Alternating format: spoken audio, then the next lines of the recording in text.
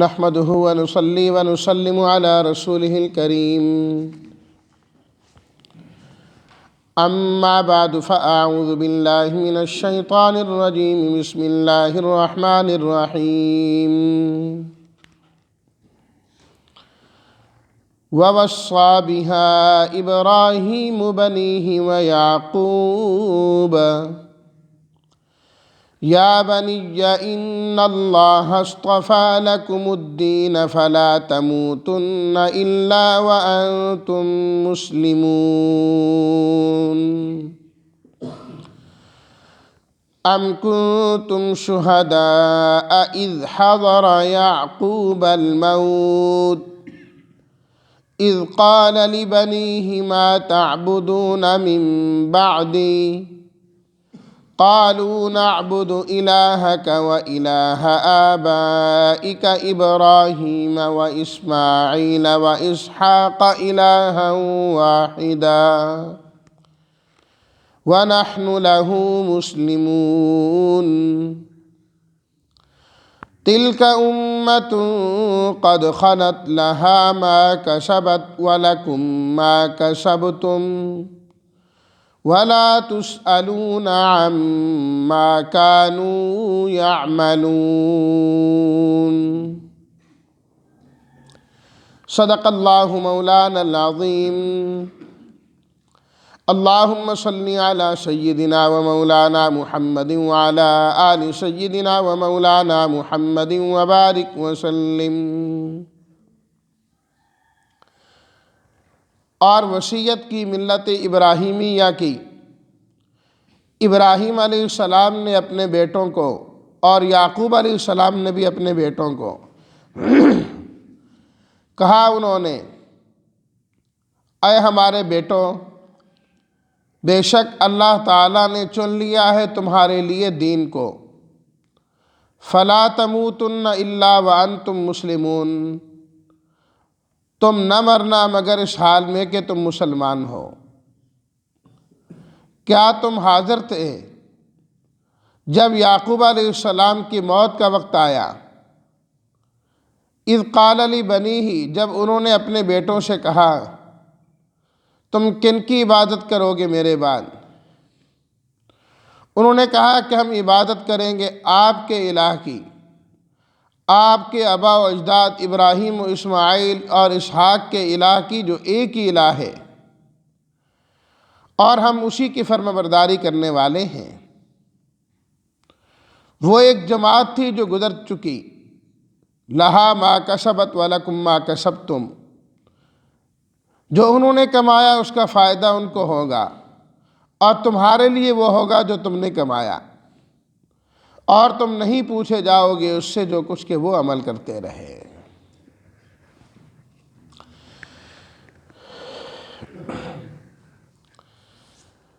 گزشتہ آیات میں اللہ تعالیٰ نے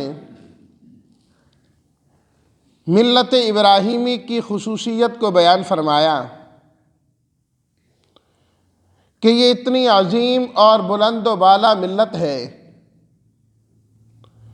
جس سے منہ پھیرنے والا کوئی جاہل اور کم عقل ہی ہو سکتا ہے۔ عقل مند آدمی ملت ابراہیمی سے منہ نہیں موڑ سکتا۔ اور ملت ابراہیمی کا خلاصہ کیا ہے؟ اللہ تعالیٰ کی اطاعت و فرما برداری۔ اذ قال له ربه اسلم قال اسلمت لرب العالمین۔ اطاعت اور فرما برداری یہ ملت ابراہیمی کا خلاصہ ہے۔ اب فرمایا جا رہا ہے کہ ابراہیم علیہ الصلاۃ والتسلیمات نے یہ چیز جہاں اپنی قوم کو سکھلائی، بادشاہ وقت کو سکھلائی،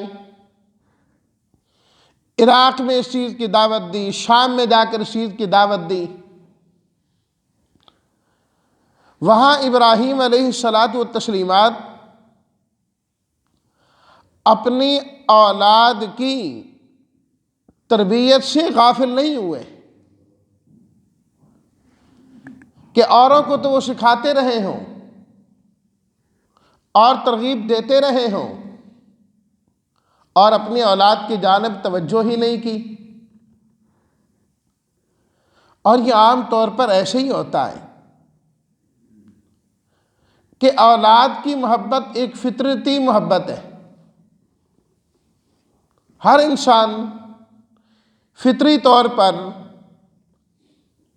اپنی اولاد سے محبت کرتا ہے، جس کا نتیجہ یہ ہوتا ہے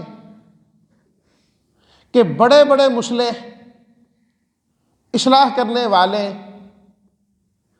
علاقوں کے علاقے ان سے فیض یافتہ ہو جاتے ہیں، قوموں کی قومیں ان سے فیض پا جاتی ہیں، لیکن اپنی اولاد ان کی محروم رہ جاتی ہے، اپنی اولاد محروم رہ جاتی ہے۔ انبیاء کرام علیہم الصلاۃ والتسلیمات کا انداز اور طریقہ یہ نہیں ہوتا۔ جہاں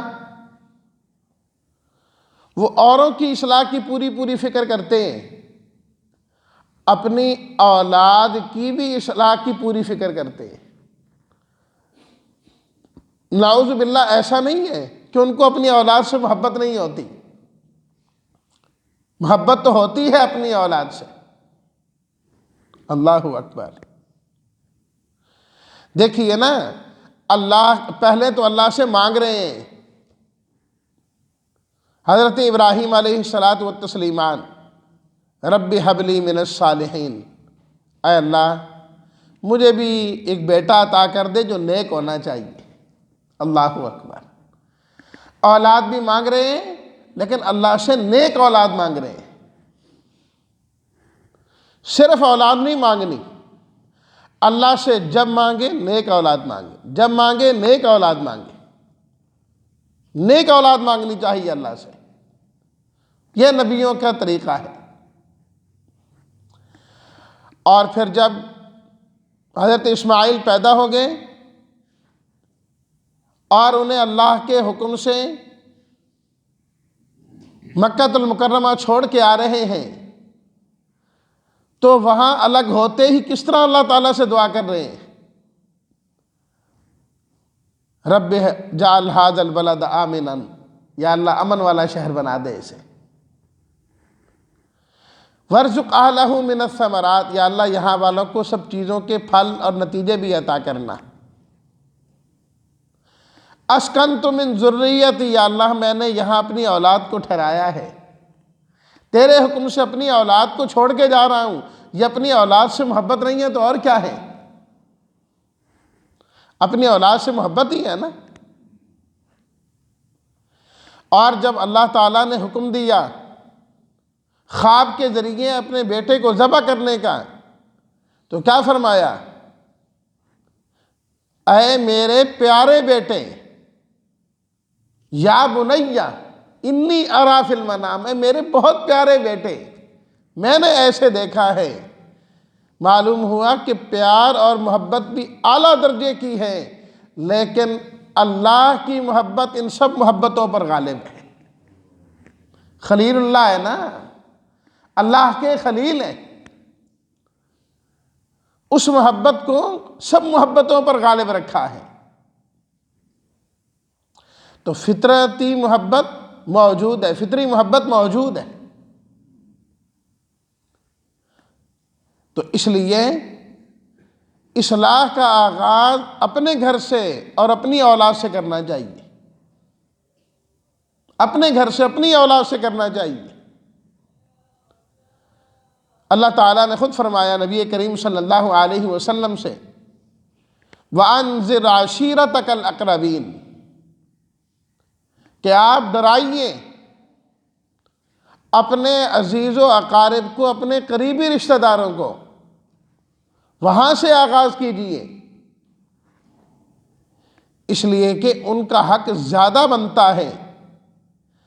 باقی قوم کا تعلق اگر آپ کے ساتھ امت ہونے کی وجہ سے ہے، تو اپنی اولاد سے اور اپنے گھر والوں سے آپ کا تعلق جسمانی بھی ہے اور روحانی بھی ہے، وہاں تعلق ڈبل ہو جاتا ہے۔ جب ڈبل تعلق ہو جاتا ہے تو ذمہ داری بھی ڈبل ہو جاتی ہے، ڈبل ذمہ داری ہو جاتی ہے اس میں۔ اور دوسری بات، جب گھر کا ہر فرد ایک ذہن کا ہو اور جو اصلاح کرنے والا ہے اس کا ہم ذہن ہو، تو پھر وہ انسان اکیلا نہیں رہتا، وہ اپنے آپ کو یہ محسوس کرتا ہے کہ یہ سب میرے ساتھ ہے۔ ذہنی طور پر اللہ تعالیٰ اس کو اطمینان نصیب فرما دیتے ہیں، اطمینان نصیب فرما دیتے ہیں۔ اور گھریلو پریشانی آپ کو معلوم ہے سب پریشانیوں سے بڑھ کے ہوتی ہے۔ انسان کو ہر جگہ سے سکون ملے لیکن گھر میں سکون نہ ہو تو سارا سکون اس کا ختم ہو جاتا ہے، اور اگر گھر میں سکون ہے، راحت ہے، باہر کچھ بھی ہو، انسان جب گھر میں داخل ہوتا ہے تو ساری پریشانیاں ختم ہو جاتی ہیں۔ اور تیسری بات یہ ہے کہ جب اصلاح کرنے والا اپنی دعوت لوگوں کو دیتا ہے، پیغام لوگوں تک اللہ کا پہنچاتا ہے، تو سب سے پہلے وہ لوگ یہ دیکھتے ہیں کہ اس کے اپنے گھر والے اور اپنے خاندان والے اس کے ساتھ ہیں کہ نہیں ہیں، وہ بھی ان کی دعوت کو قبول کر رہے ہیں کہ نہیں کر رہے۔ اگر ان کے قریبی اور ان کے رشتہ دار، ان کے خاندان والے ان کی اس دعوت کو قبول کر رہے ہوں تو دعوت کا اثر ان پر بھی ہونا شروع ہو جاتا ہے۔ نبی کریم صلی اللہ علیہ وسلم نے جب دعوت کا آغاز کیا تو بہت سارے لوگ ایمان لانا چاہتے ہیں، ایمان قبول کرنا چاہتے ہیں، لیکن اس لیے رک گئے کہ ہم دیکھتے ہیں کہ ان کے خاندان والے ان کے ساتھ کیا کرتے ہیں۔ اگر ان کے خاندان والے ان کے ساتھ چل پڑیں، قریش نے ان کا ساتھ دیا تو ٹھیک ہے، پھر ہم بھی ساتھ چلیں گے، اور اگر قریش نے ان کا ساتھ نہ دیا تو پھر ہم بھی ایمان نہیں لائیں گے۔ پھر ایسا ہوا کہ قریش کے، بنو ہاشم کے بڑے بڑے سردار یا تو اسلام میں داخل ہو گئے، ایمان میں داخل ہو گئے، اور بڑے بڑے سردار ابو جہل جیسے قتل کر دیے گئے۔ اب کیا ہو گیا؟ اللہ نے کایا ہی پلٹ دی۔ اذا جاء نصر اللہ والفتح ورأیت الناس يدخلون فی دین اللہ افواجا، اب فوج در فوج لوگ اسلام میں داخل ہونے لگے، فوج در فوج لوگ اسلام میں داخل ہونے لگے۔ جب قریش اس کو قبول کرنے والے بن گئے، اپنے خاندان کے لوگ اسے قبول کرنے والے بن گئے، تو اس لیے انبیاء کرام علیہم الصلاۃ والتسلیمات نے ہمیشہ اس بات کی کوشش کی کہ ان کی اپنی اولاد بھی اس نعمت سے مالا مال ہونے والی بنے۔ وہ ایک الگ بات ہے، وہ نہ مانے تو اور بات ہے۔ نوح علیہ الصلاۃ والتسلیمات کا بیٹا نہیں مانا، آخر وقت تک نوح علیہ الصلاۃ والتسلیمات اس کو دعوت دیتے رہے، یا بنی ارکب معنا، اے بیٹے ابھی بھی وقت ہے، ایمان لا، اور ایمان لا کر ہمارے ساتھ کشتی میں شامل ہو جا۔ آج کوئی نہیں بچا سکے گا۔ کہنے لگا نہیں میں تو پہاڑ پہ چڑھ جاؤں گا، میں یہ کر دوں گا، میں وہ کر دوں گا۔ دعوت دی، سمجھایا اپنی اولاد کو بھی صحیح، محبت کے باوجود۔ تو اللہ تعالیٰ نے اسی مضمون کا تذکرہ ان آیات میں فرمایا، وَوَصَّىٰ بِهَا إِبْرَاهِيمُ بَنِيهِ وَيَعْقُوبُ، کہ انسان جب دنیا سے جاتا ہے تو انسان کی خواہش یہ ہوتی ہے میرے پاس بڑی سے بڑی جو دولت ہے وہ میں دولت اپنی اولاد کو منتقل کر کے جاؤں۔ اگر میرے پاس بینک بیلنس ہے تو میری اولاد کو بھی مل جائے، تجارت کے بڑے بڑے لائسنس ان کو مل جائیں۔ اپنے پاس کوئی چیز رکھی ہوئی ہے، اولاد کو نہیں دی، آخری وقت میں وہ دینا چاہتا ہے کہ یہ چیز منتقل ہو جائے ان کی جانب۔ ابراہیم علیہ الصلاۃ والتسلیمات کا جب آخری وقت آیا تو حضرت ابراہیم علیہ الصلاۃ والتسلیمات نے اپنی اولاد کو وصیت کی، اسی بات کی کہ اے میری اولاد، یہ جو ابراہیمی ملت ہے اسی پر تم نے قائم رہنا ہے، ہمیشہ اللہ کے سامنے اپنی گردن کو جھکا کے رکھنا ہے، ہمیشہ یہ دیکھنا کہ تمہارا رب تم سے کیا چاہتا ہے، ان کی خواہش کیا ہے، جو اللہ کی چاہت ہوگی، اللہ کی رضا ہوگی، ہمیشہ اس کو پورے کرتے رہنا۔ ابراہیم علیہ السلام نے اپنی اولاد کو، ان کی اولاد نے ان کی اولاد کو، اولاد کی اولاد حضرت یعقوب ہیں علیہ السلام، تو حضرت یعقوب نے بھی اپنی اولاد کو اسی بات کی وصیت کی، یا بنی ان اللہ اصطفیٰ لکم الدین، اے میری اولاد، اللہ نے تمہارے لیے اس دین کو چن لیا ہے، تمہاری نجات کے لیے اللہ تعالیٰ نے اس دین کو چنا ہے کہ نجات تمہاری اسی دین میں ہے، اللہ کے سامنے فرما برداری کرنے میں ہے، لہٰذا اس دین کو تم نے کبھی نہیں چھوڑنا۔ تو یوں سمجھیے انبیاء کے پاس جو سب سے بڑی دولت ہوتی ہے وہ دولت دین کی ہوتی ہے، وہ دولت دین کی ہوتی ہے، وہ دولت دین اپنی اولاد کو سکھائی بھی صحیح زندگی بھر، اور دنیا سے جاتے ہوئے وصیت بھی اسی بات کی اے میرے بیٹوں، تم نے اس دین کو تھام کے رکھنا ہے، مضبوطی سے اپنے پاس رکھنا ہے۔ یہ نہیں فرمایا کہ رزق کمانا، یہ نہیں فرمایا کہ فلاں کرنا، جبکہ زندگی میں خود دعائیں کی ان کے لیے، رزق کی بھی، امن کی بھی، باقی چیزوں کی بھی، لیکن جاتے جاتے جو وصیت کی وہ یہی تھی، ان اللہ اصطفیٰ لکم الدین، اللہ نے تمہارے لیے دین کو چن لیا ہے، فلا تموتن الا وانتم مسلمون، تمہاری موت صرف اور صرف اسلام پر آنی چاہیے، اسلام پر آنی چاہیے۔ کیا مطلب؟ موت تو انسان کے اختیار میں ہے نہیں ہے، کسی انسان کے اختیار میں بھی نہیں، اللہ نے جو وقت مقرر کیا ہے اس وقت پر موت تو آ جانی ہے، ہر انسان نے چلے جانا ہے۔ تو مطلب کیا ہے کہ جب موت کا پتہ نہیں تو اسلام کو ہر وقت تھامے رکھو، ہر وقت اسلام کے تقاضوں کو پورا کرو، یہ نہیں کہ ابھی تو ہم چھوٹے ہیں، جب بڑے ہو جائیں گے تو اسلام پر عمل کریں گے، بڑے ہو گئے، جوانی آ گئی تو ابھی تو ہم جوان ہیں، جب بوڑھے ہوں گے تو دین پر چلنے والے بن جائیں گے، دین کو تھامنے والے بن جائیں گے، جب بوڑھے ہو گئے چلو اپنی اولاد کی شادی کر لیں، یہ فلاں فلاں فلاں فلاں ضروری کام کر لیں، اس کے بعد بس دین کی طرف آ جائیں گے، اللہ اللہ کرنے والے بن جائیں گے۔ یہ سب کا سب دھوکہ ہے، سب کا سب دھوکہ ہے۔ آپ دیکھیے پوری دنیا کے اندر کتنے لوگ ہیں جو بڑھاپے تک پہنچتے ہیں، کتنے لوگ ہیں جو بڑھاپے تک پہنچتے ہیں، اور جو پہنچ بھی جاتے ہیں ان میں سے کتنے ہیں جو دین کی طرف آ جاتے ہیں، اور جو دین کی طرف آ جاتے ہیں کتنے ہیں جو بیچارے دین کے تقاضوں کو پورا کر سکتے ہیں، کتنے ہیں جو گھروں میں پڑے ہیں بیچارے ترستے ہیں کہ ہم مسجد میں جا کر نماز پڑھیں، لیکن اللہ تعالیٰ نہیں توفیق عطا فرماتے۔ تو اس واسطے اس دھوکے میں نہ رہیں، کل کر لیں گے، کل کر لیں گے، موت آج بھی تو آ سکتی ہے نا، موت آج بھی آ سکتی ہے، اس لیے اسلام پر آج ہی عمل کرو۔ زندگی اگر انسان اسلام والی بنائے گا، موت بھی اسلام والی ہوگی، موت اسلام والی ہوگی تو حشر بھی اسلام والا ہو جائے گا۔ اور یہ مضمون خود حدیث سے ثابت ہے، نبی کریم صلی اللہ علیہ وسلم نے ارشاد فرمایا، تحشرون کما تموتون، تمہیں حشر میں اس طرح کھڑا کیا جائے گا جس طرح تمہاری موت آئے گی۔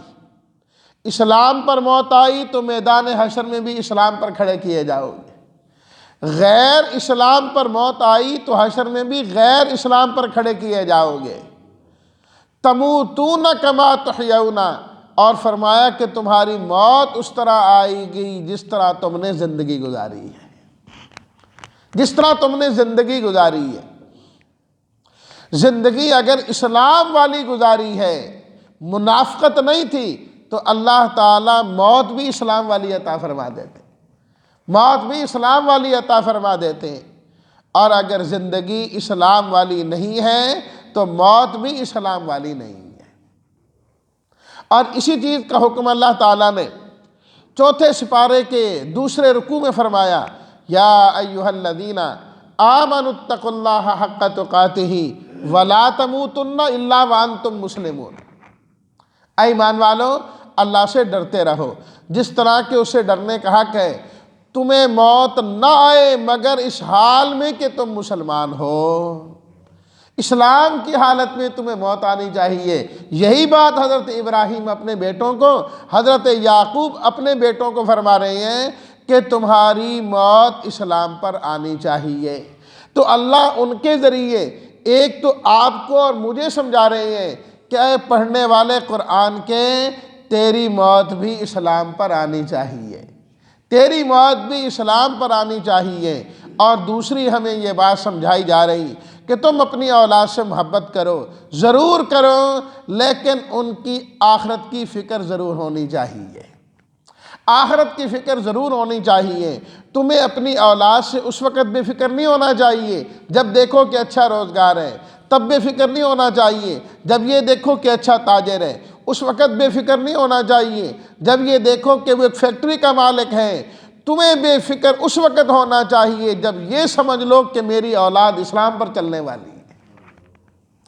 جب یہ چیز دیکھ لو تو پھر بے فکر ہو جاؤ، اور پھر دنیا سے جاتے ہوئے انہیں اس بات کی وصیت کر کے جاؤ کہ میری اولاد ہمیشہ اس اسلام کو تھامنا ہے، تاکہ اسی پر تمہاری موت آ جائے۔ اللہ ہم سب کو کامل اسلام پر چلنے کی توفیق عطا فرمائے، اسلام والی زندگی عطا فرمائے، اور اسی اسلام پر اللہ تعالی ہم سب کا خاتمہ فرمائے۔ وآخر دعوانا ان الحمد للہ رب العالمین۔